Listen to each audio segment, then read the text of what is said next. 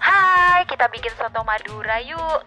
Ini tuh enak banget dimakan, anget-anget, pakai jeruk nipis, sambal, sama telur rebus deh. Nah, kita bikin yuk bareng-bareng ini soto Madura ala aku ya. Pertama, kita bisa rebus daging. Kita didihkan air dulu. Kemudian kita masukkan daging sapi yang sudah dipotong dadu. Lalu kita rebus beberapa saat aja sampai mendidih seperti ini. Nah, kalau sudah seperti ini airnya akan kita buang karena rebusan pertama itu airnya akan keruh, kotor. Jadi nggak kita pakai, jadi kita buang dulu ya. Nah, setelah airnya dibuang dan ditiriskan seperti ini, kita bisa ganti dengan air bersih sebanyak 1,5 liter. Nah, terus ini nanti kita didihkan lagi sampai si daging benar-benar empuk.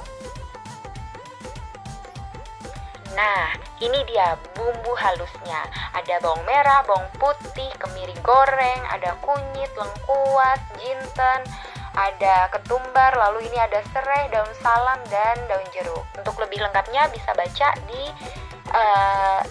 deskripsi yang ada di video.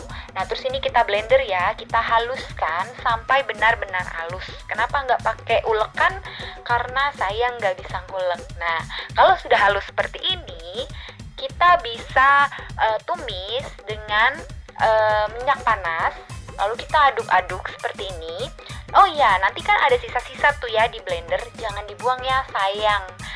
Semua lagi pada mahal. Jadi kita bisa kocok pakai air. Nanti campurkan ke si tumisan itu. Lalu diaduk-aduk lagi. Kita kasih bahan pendamping seperti serai geprek, daun jeruk, dan daun salam. Lalu diaduk terus sampai matang. Ingat sampai matang karena ini ada kunyit yang kalau nggak matang nanti hasilnya akan fatal, jadi bau kunyit. Diaduk-aduk terus seperti ini sampai kadar airnya menyusut dan warnanya berubah menjadi kecoklatan serta harum banget pastinya ya. Oke, ini diaduk-aduk seperti ini sampai matang.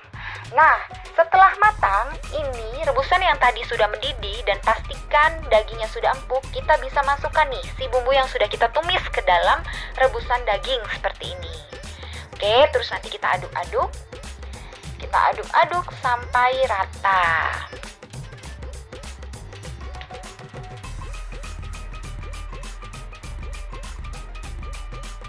Nah, kalau udah rata seperti ini, kita bisa masukkan daun bawang dan daun bawang seledri ya, yang sudah dipotong-potong. Kita masukkan, lalu kita aduk lagi sebentar.